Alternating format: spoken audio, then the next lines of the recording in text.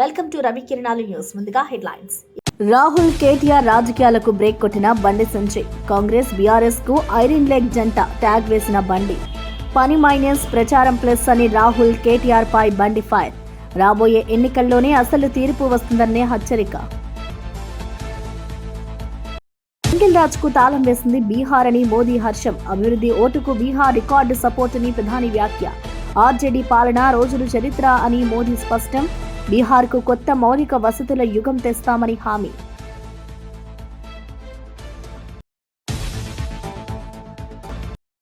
ఓర్వకల్లో దేశంలోనే తొలి డ్రోన్ సిటీకి గ్రీన్ సిగ్నల్. ఏపీలో డ్రోన్ ట్యాక్సీల యుగం మొదలవుతుందన్న చంద్రబాబు.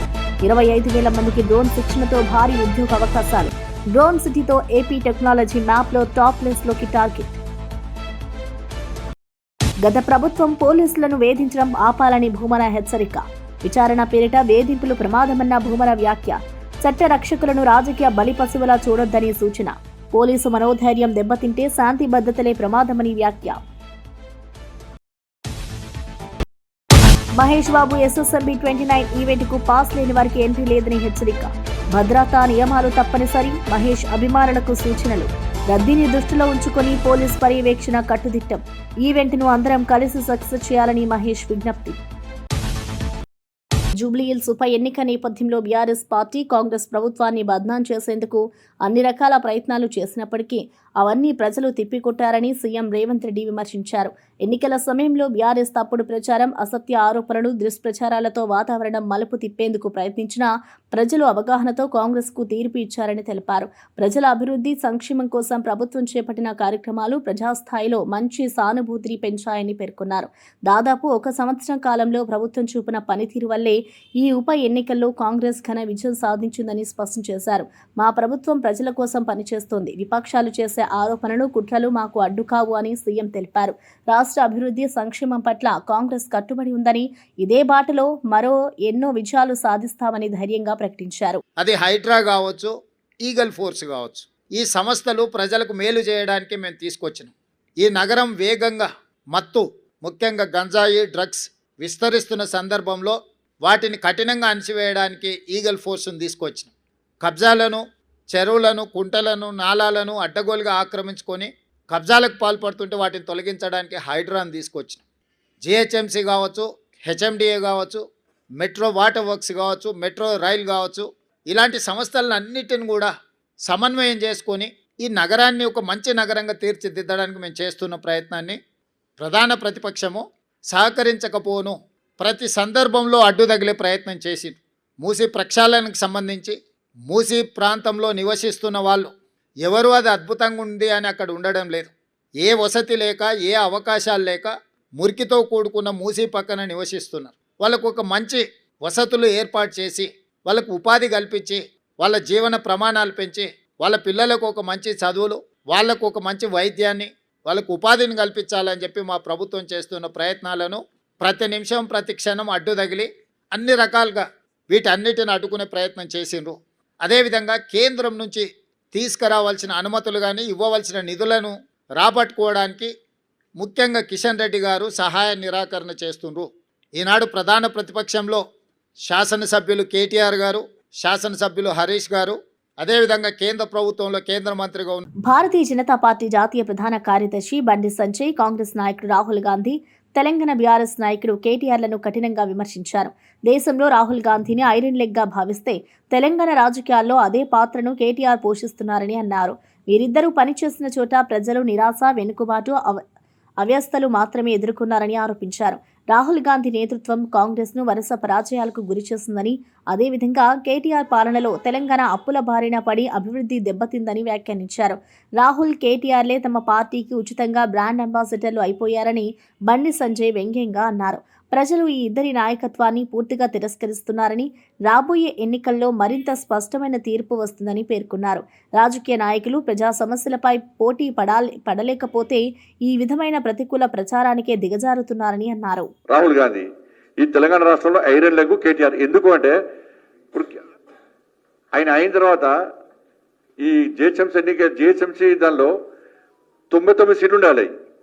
జిహెచ్ఎంసీలో వాళ్ళు ఎన్ని అయినాయి? 56 వచ్చినాయి. 56 వచ్చినాయి.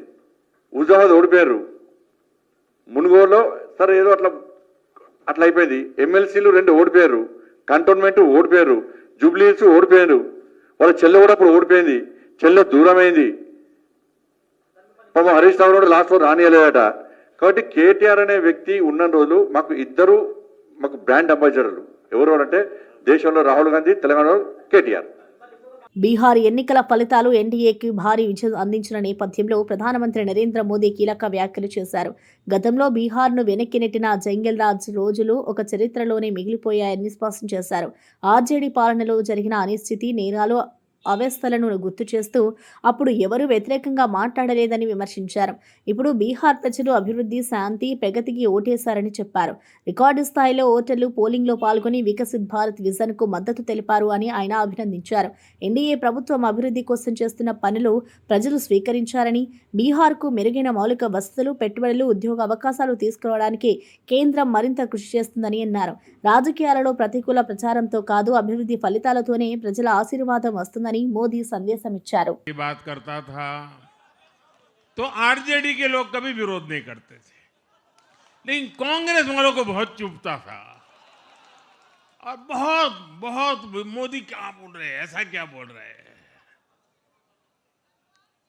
लेकिन आज मैं फिर कहना चाहता हूं, मैं कहूंगा अब वापस नहीं आएगी कट्टा सरकार, अब वापस नहीं आएगी, अब वापस नहीं आएगी, अब वापस नहीं आएगी। साथियों, बिहार के लोगों ने विकसित बिहार के लिए मतदान किया है। बिहार के लोगों ने समृद्ध बिहार के लिए मतदान किया है। मैंने चुनाव प्रचार के दौरान बिहार की जनता से रिकॉर्ड वोटिंग के लिए आग्रह किया था और बिहार के लोगों ने सारे रिकॉर्ड तोड़ दिए।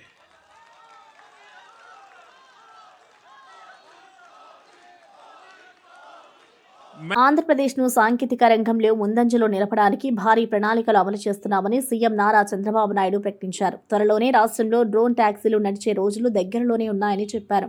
కర్నూలు జిల్లా ఓర్వకల్లో 300 ఎకరాల విస్తీర్ణంలో అత్యాధునిక డ్రోన్ సిటీ నిర్మాణం ప్రారంభమవుతోందని వెల్లడించారు.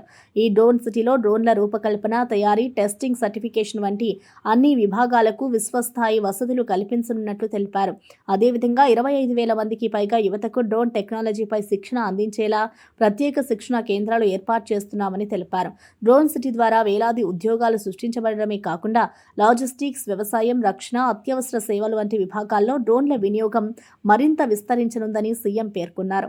ఆంధ్రప్రదేశ్ను భవిష్యత్ సాంకేతిక హబ్గా మార్చేందుకు తమ ప్రభుత్వం కట్టుబడి ఉందని స్పష్టం చేశారు. To the logical conclusion, here advanced manufacturing, world-class testing certification facilities, skilling of 25,000 people, remote pilots, robust R&D and innovative networks, public support with ease of doing business, and crucially, service enablement. Here, drones, we are thinking, it is so many things. Tomorrow, all wars will be through drones only. That is going to happen. Already India has shown what is the power of drone recently. And also civilian applications, even pesticides application, fertilizers, even you can go for mosquito control, not only 1 or 2 surveys, even soil mapping, so many applications, and also finally any transportation of cargo. Ultimately, I am asking, 2 honorable ministers are here, high-level, powerful ministers. One is Investment Minister Piyush Goyal, Civil Aviation Ram Mohan Naidu. I am asking them to give me permission to launch drone cars or taxis within 2 years' time. That has to be done. That is a game changer. To lay the road, it will be very costly. To use drone, lot of space. Even civil aviation had a problem how to regulate. I told him, their department, you are regulating as on today how you are regulating flights, air traffic controller. You put drone control, traffic controller, they will regulate every drone, routes, everything. We are ready to launch that. That is what I told him. Now they are convinced. But execution is important. I am very happy today. You name any technology has to be in Andhra Pradesh. Jubilee Hills ఉప ఎన్నిక ఫలితాల నేపథ్యంలో BRS పార్టీపై మంత్రి అడ్లూరి లక్ష్మణ్ తీవ్ర విమర్శలు గుప్పించారు. కేకే సర్వేను బీఆర్ఎస్ నాయకులే డబ్బులిచ్చి చేయించినట్టు ఆరోపిస్తూ ఆ సర్వేలో చూపిన అంచనాలు ప్రజలు పూర్తిగా తిప్పికొట్టారని వ్యాఖ్యానించారు. ధర్మపురి ప్రజల తరపున జూబ్లీహిల్స్ ఓటర్లకు అభినందనలు తెలుపుతూ కారు పార్టీకి ప్రజలు కర్రు కాల్చి వాత పెట్టారు అని అన్నారు. జూబ్లీహిల్స్ లో వచ్చిన తీర్పు రాష్ట్ర వ్యాప్తంగా బీఆర్ఎస్ పై ప్రజల అసంతృప్తిని స్పష్టంగా తెలియజేస్తోందని మంత్రి పేర్కొన్నారు. 10 ఏళ్ల పాటు ప్రజలను మోసం చేసిన పార్టీగా బీఆర్ఎస్ నిలిచిపోయిందన్నారు. ఇకపై ఎలాంటి ప్రాపకాండా, తప్పుడు సర్వేలు, రెచ్చగొట్టే రాజకీయాలు ప్రజలను మభ్యపెట్టలేవని తెలిపారు. ప్రజాస్వామ్యంలో నిజమైన తీర్పు ప్రజల చేతుల్లోనే ఉంటుందని, జూబ్లీహిల్స్ ఎన్నిక ఫలితమే దీనికి నిదర్శనమని అడ్లూరి లక్ష్మణ్ స్పష్టం చేశారు. కేకే సర్వే మీరే చేపించారు కదా. కేకే సర్వేలో ఏమున్నది? మీరు చేపించినప్పుడు 20 రోజుల క్రితం మేమే గెలుస్తున్నాము, మెజార్టీతో గెలుస్తున్నాం. కాంగ్రెస్ పార్టీ రేవంత్ రెడ్డి గారి ప్రభుత్వం ఏ పని చేయలేదు, బాకీ కాంగ్రెస్ పార్టీ బాకీ అని చెప్పి ఒక బాకీ చిట్టి చూపెట్టుకుంటా ప్రజల వద్ద పోయి కాంగ్రెస్ పార్టీ ఏం చేయలేదని ఇదే మాజీ మంత్రి కేటీఆర్, మాజీ మంత్రి హరీష్ రావు, టీఆర్ఎస్ పార్టీ నాయకులంతా కూడా ఇంటింటికి గడప గడప మీరే తిరిగిలు కదా. మీరే మీ పెద్ద మెజారిటీతో గెలుస్తామని నిన్న సాయంత్రం వరకు మీరే ప్రకటించారు కదా మీడియా ముందు వచ్చి. ఇలా జూబ్లీహిల్స్ ప్రజలు కర్ర వాల్చి వాత పెట్టంగానే నోటికి ఏదొస్తుందే మాట్లాడడం అనేది మీ నైజం, మీ పుట్టుకతో పుట్టిన బుద్ధి, అది వక్ర బుద్ధి. జూబ్లీహిల్స్ ప్రజలు ప్రజాపాలన ఇంద్రమ్మ రాజ్యంలో రేవంత్ రెడ్డి గారి ప్రభుత్వానికి బలపరిచి అండగా మేము ఉన్నాము. అన్నా నువ్వు ముందుకు పో, ఇంకా మాకు ఇచ్చిన ఏదైతే ఇంకా హామీలు అమలు చేయని ధైర్యాన్ని ఇచ్చి నవీన్ యాదవ్ గెలిపించి ఆయన పక్కన కూర్చుండే పెడితే కళ్ళల్లో కారం పోసుకుంటారు. టీఆర్ఎస్ పార్టీలకు ఇక్కడైనా బుద్ధి తెచ్చుకోండి. ఆయన 23లో ప్రజలు బుద్ధి చెప్పిళ్ళు, సంవత్సరం జరగని పార్లమెంట్లో బుద్ధి చెప్పిళ్ళు, నిన్న ఇవాళ కూడా ప్రజలు బుద్ధి చెప్పిళ్ళు. ప్రజాస్వామ్యం లోపల ప్రజలు ఏది మంచి చేస్తున్నారో ఏది చెడు చేస్తున్నారో ప్రజలు గమనిస్తారు. ఇలా ముఖ్యమంత్రి గారు రేవంత్ రెడ్డి గారి నేతృత్వం లోపల పోయిన గవర్నమెంట్ 10 సంవత్సరాల్లో ఆర్థిక సంక్షోభాన్ని సృష్టించి ప్రతి నెల 1వ తారీఖున వారు చేసిన అప్పులు వడ్డీలు కట్టుకుంటా, సంక్షేమ కార్యక్రమం అందించుకుంటా, ఇంకా మిగిలిన కార్యక్రమాలు ఏ విధంగా అమలు చేసే విషయంలో కూడా చిత్తశుద్ధితోని మా ప్రభుత్వం ముఖ్యమంత్రి గారి నేతృత్వంలో పనిచేస్తారు తప్ప మీ లెక్క సాటు దొంగ మాటలు, అబద్ధాలు ఆడడం, మీకు అవకాశం వస్తేనే ఒక తీరు, మీకు అవకాశం రాకపోతే నోటికంత సంత మాట్లాడతారు. ఎన్నికలు వస్తున్నాయి. కేటీఆర్ గారు టీఆర్ఎస్ పార్టీ భారతీయ జనతా పార్టీకి అయితే డిపాజిట్ అయిపోయింది. ప్రజలు అన్ని గమనిస్తారు. ప్రజలకు మంచి చేస్తే మంచి నాయకుడిని ఒప్పుకుంటారు. ఇలా గౌరవం ముఖ్యమంత్రి రేవంత్ రెడ్డి యొక్క నాయకత్వాన్ని తెలంగాణ ప్రజలు రాబోయే 20 సంవత్సరాలు కూడా వారిని ఆశీర్వదించే విధంగా ఆ దేవుడు చల్లగా చూస్తాడు. జూబ్లీహిల్స్ ఉప ఎన్నికల్లో కాంగ్రెస్ పార్టీ సాధించిన ఘన విజయం పూర్తిగా ప్రజా సంక్షేమ పథకాల ప్రభావమని ఎమ్మెల్సీ కేతావత్ శంకర్ నాయక్ తెలిపారు. రేవంత్ రెడ్డి ప్రభుత్వం అమలు చేస్తున్న పథకాల వల్లే ప్రజల్లో నమ్మకం, విశ్వాసం పెరిగిందని అభిప్రాయపడ్డారు. విద్య, ఆరోగ్యం, గృహాలు, బీసీ సంక్షేమం, మహిళా అభివృద్ధి వంటి రంగాల్లో ప్రభుత్వం తీసుకున్న ముందడుగులు ప్రజల మనసును గెలుచుకున్నాయని చెప్పారు. ప్రత్యేకించి బీసీ, ఎస్సీ, ఎస్టీ వర్గాలకు కేటాయించిన నిధులు, హామీల అమలు పట్ల ప్రభుత్వం చూపుతున్న కట్టుబాటు ఈ విజయానికి ప్రధాన కారణమని పేర్కొన్నారు. జూబ్లీహిల్స్ వంటి పట్టణ ప్రాంతంలో కూడా కాంగ్రెస్ పెద్ద ఆధిక్యంతో గెలవడం ప్రజలు ప్రభుత్వ పనితీరును గుర్తించారని నిర్ధారణ అని అన్నారు. ఇదే ఉత్సాహంతో రాబోయే జీహెచ్ఎంసీ స్థానిక సంస్థల ఎన్నికల్లో కాంగ్రెస్ మరింత శక్తివంతమైన విజయం సాధిస్తుందనే నమ్మకాన్ని కేతావత్ శంకర్ నాయక్ వ్యక్తం చేశారు. కాబట్టి ఇలా ప్రజలు కాంగ్రెస్ పార్టీ ఓటేసి గెలిపించారు. కాబట్టి మా నవీన్ యాదవ్, ఇందాక మా ఎంపీ గారు చెప్పినట్టు, నవీన్ యాదవ్ మా కాంగ్రెస్ పార్టీకి అసెట్ కావాలి, అతను పని చేసుకోవాలి, అతని పనితీరు ప్రజల్లో మెచ్చుకోవాలి, అక్కడ చేసిన వాగ్దానాలను ఫుల్ఫిల్ చేయాలి ముఖ్యమంత్రి ద్వారా అని చెప్పి తెలియజేస్తున్నా. అదేవిధంగా ఇలా కాంగ్రెస్ పార్టీ బడుగు బలైన పార్టీ కాబట్టి కాంగ్రెస్ పార్టీ ఏదైతే ఉందో ప్రజలు పూర్తిగా నమ్మిరు మా పార్టీని. కావున మేమందరం కూడా పార్టీకి సేవ చేస్తాం, అదేవిధంగా ప్రజలు కూడా సేవ చేస్తాం. కాబట్టి రేపు రాబోయేటువంటి స్థానిక సంస్థ ఎన్నికల్లో, ఆ తర్వాత రేపు జరగబోయే మళ్ళీ 2028 ఎన్నికల్లో కూడా కాంగ్రెస్ పార్టీ అధికారంలో రవాణా మరియు బీసీ సంక్షేమ శాఖ మంత్రి పొన్నం ప్రభాకర్ జూబ్లీహిల్స్ ఉప ఎన్నిక ఫలితాలపై స్పందిస్తూ కాంగ్రెస్ ప్రభుత్వంపై అమలు చేస్తున్న సంక్షేమ పథకాలే ప్రజల మద్దతుకు ప్రధాన కారణమని అన్నారు. ముఖ్యమంత్రి రేవంత్ రెడ్డి నాయకత్వంలో రాష్ట్ర ప్రభుత్వం తీసుకొస్తున్న ప్రజా ప్రయోజన కార్యక్రమాలు ప్రతి ఇంటికి చేరుతున్నాయని అన్నారు. బీసీ వర్గాలకు ప్రత్యేక ప్రాధాన్యత ఇస్తూ తీసుకున్న చర్యలు ప్రజల్లో నమ్మకం పెంచాయని తెలిపారు. నూతన పథకాలు, పారదర్శక అమలు, ప్రజల సమస్యలను నేరుగా పరిష్కరించే విధానం ప్రజాస్థాయిలో మంచి స్పందన తెచ్చిందన్నారు. సంక్షేమం ఆ ప్రభుత్వానికి గుండె చప్పుడు, అది ప్రజల మనసుల్లో నాటుకుపోయింది. అందుకే ఉప ఎన్నికల్లో కూడా అదే విశ్వాసం ప్రతిఫలించింది అని మంత్రి చెప్పారు. వచ్చే రోజుల్లో మరింత బలంగా, మరింత వేగంగా సంక్షేమాన్ని ప్రజలకు చేర్చే దిశగా పనిచేస్తామని హామీ ఇచ్చారు. సెంటిమెంట్ వాడుకోవడానికి అన్ని రకాల ప్రయత్నం చేసినప్పటికీ కాంగ్రెస్ పార్టీ తీసుకున్నటువంటి సన్న బియ్యం కావచ్చు, రేషన్ కార్డుల పంపిణీ కావచ్చు, 200 యూనిట్ల ఉచిత విద్యుత్ కావచ్చు, మహిళలకు ఆర్టీసీ బస్ ఉచిత ప్రయాణం కావచ్చు, అనేక మంది ఉద్యోగ నియామకాలు కావచ్చు, వడ్డీ లేని రుణాలు కావచ్చు, రైతాంగానికి గ్రామీణ ప్రాంతాల్లో తీసుకుంటున్న నిర్ణయాలు కావచ్చు, ఇందిరమ్మ ఇళ్లు కావచ్చు, ఇటువంటి అనేక కార్యక్రమాలు ఇంత ఆర్థిక సంక్షోభం ఉన్నప్పటికీ చేయగలుగుతున్నారనేటువంటి ప్రజల ఆలోచన ప్రకారంగా ఓటింగ్ సరళి కనబడుతూ ఉంది. తప్పకుండా ఇది ముందు నుంచి కూడా చెప్తాను, మా ప్రభుత్వం ప్రజలకు అన్ని రకాల అంశాలతోటి క్షేత్రస్థాయి దాకా. జూబ్లీహిల్స్ ఉప ఎన్నికల్లో కాంగ్రెస్ అభ్యర్థి నవీన్ యాదవ్ గెలుపుపై మాజీ ఎంపీ వి హనుమంతరావు స్పందిస్తూ ఈ విజయాన్ని బీసీ వర్గాల గెలుపుగా అభివర్ణించారు. రాష్ట్ర ప్రభుత్వం బీసీలను సమానంగా గుర్తించి వారికి రాజకీయ, సామాజిక, ఆర్థిక రంగాల్లో అవకాశాలు కల్పించేందుకు తీసుకుంటున్న చర్యలు ప్రజల నమ్మకాన్ని సంపాదించాయని అన్నారు. నవీన్ యాదవ్ విజయం కేవలం ఒక పార్టీ విజయం కాదు, ఇది తెలంగాణలో బీసీ వర్గాల ఆత్మ గౌరవం గెలిచిన రోజు అని ఆయన పేర్కొన్నారు. బీసీ ఉద్యమం దిశను మార్చే తీర్పుగా ఈ ఫలితాన్ని అభివర్ణించారు. కాంగ్రెస్ పై బీసీ వర్గాలు మళ్లీ విశ్వాసం చూపించాయని అన్నారు. ప్రభుత్వం తీసుకున్న సంక్షేమ చర్యలు, అభివృద్ధి హామీలు ప్రజలకు చేరడంతో ఈ విజయం సాధ్యమైందని చెప్పారు. భవిష్యత్తులో బీసీ వర్గాల కోసం మరింత శక్తివంతమైన విధానాలు అమలు చేస్తామని హనుమంతరావు హామీ ఇచ్చారు. ఏదైతే డిపాజిట్స్ పోతాయన్నారు అదే విధంగా ఇవాళ ప్రజలు నిర్ణయం. దీనికి కారణం ఏంటంటే అభివృద్ధి. అదేవిధంగా ఒక బీసీకి టికెట్ ఇవ్వడం, నవీన్ యాదవ్కి ఇవ్వడం, రాహుల్ గాంధీ సందేశం ముఖ్యంగా భారత్ జోడో యాత్రలో we come to the power, will conduct caste wise census, జితనా హిస్సేదారి ఉత్తి భాగీదారి అన్న తర్వాత బీసీలలో బాగా చైతన్యం వచ్చింది. ఎన్నో మీటింగులు పెట్టారు, round table conference, meet the press, సభలు అన్నీ పెట్టారు. అన్నీ చూసిన తర్వాత ఏది చార్మినార్ దగ్గర జరిగినటువంటి రాజీవ్ గాంధీ సద్భావన రోజు నేను చెప్పిన ముఖ్యమంత్రి గారు ఇది ఒక్కటైతే చేయాలి, అందరికీ లేకుండా ఒక్కరికన్నా ఇవ్వాలి అని చెప్పాం.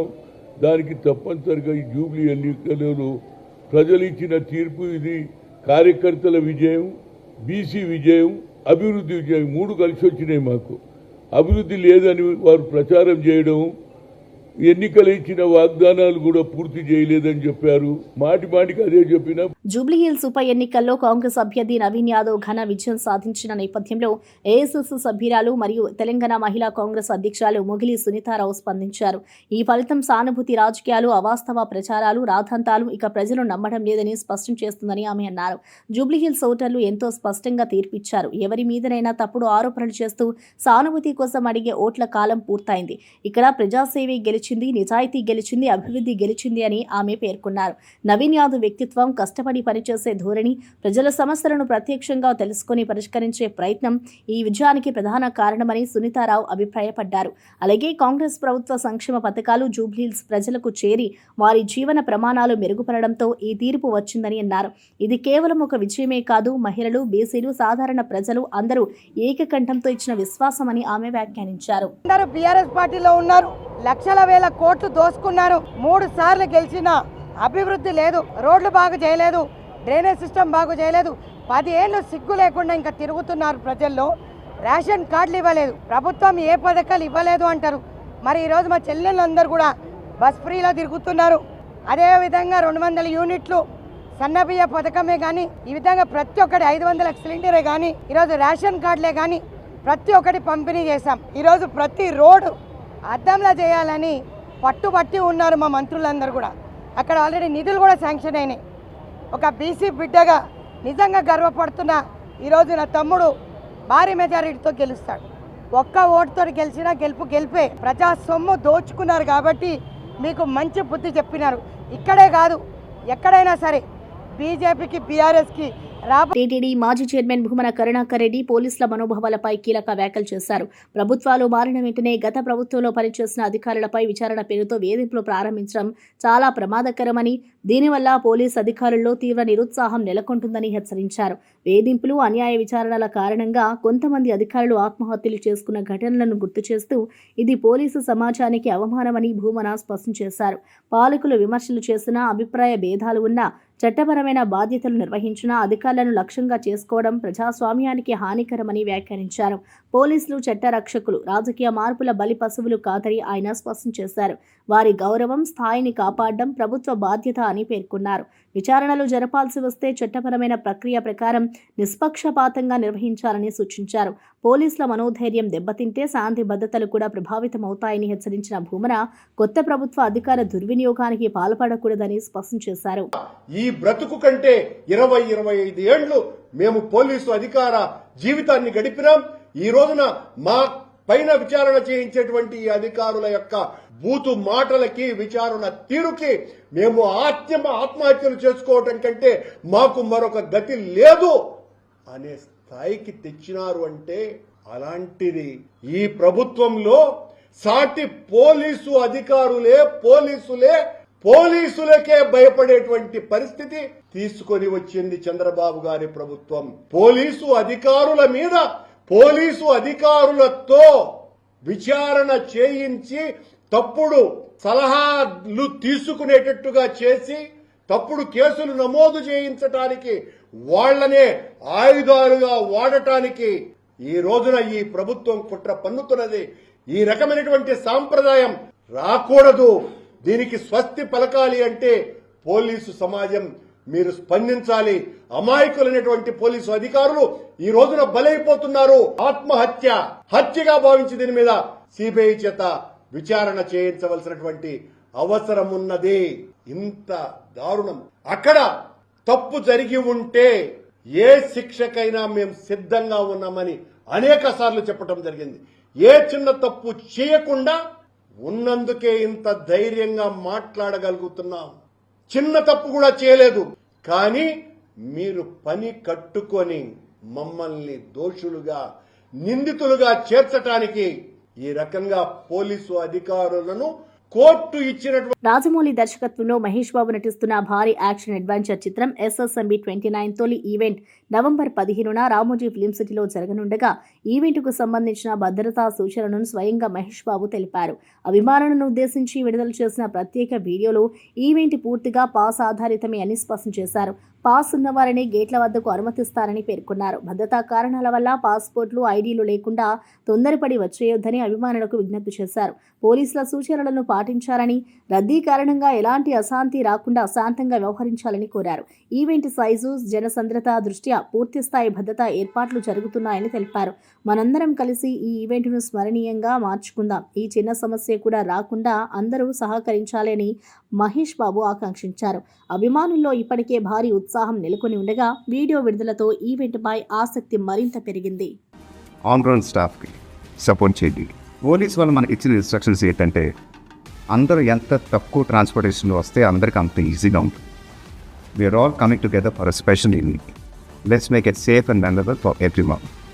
పాస్పోర్ట్స్ లేకుండా కంగారు పడి వచ్చేకండి. మనకి ఇంకా చాలా ఈవెంట్స్ ఉంటూనే ఉంటాయి. రేపు సాయంత్రం వార్తలు ముగించే ముందు ముఖ్యాంశాలు మరోసారి.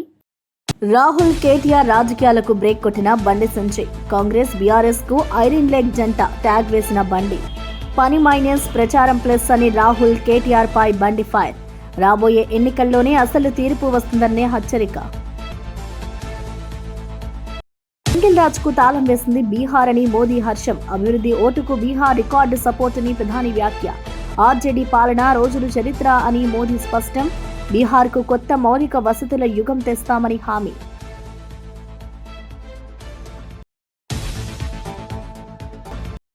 ఓర్వకల్లో దేశంలోనే తొలి డ్రోన్ సిటీకి గ్రీన్ సిగ్నల్. ఏపీలో డ్రోన్ ట్యాక్సీల యుగం మొదలవుతుందన్న చంద్రబాబు.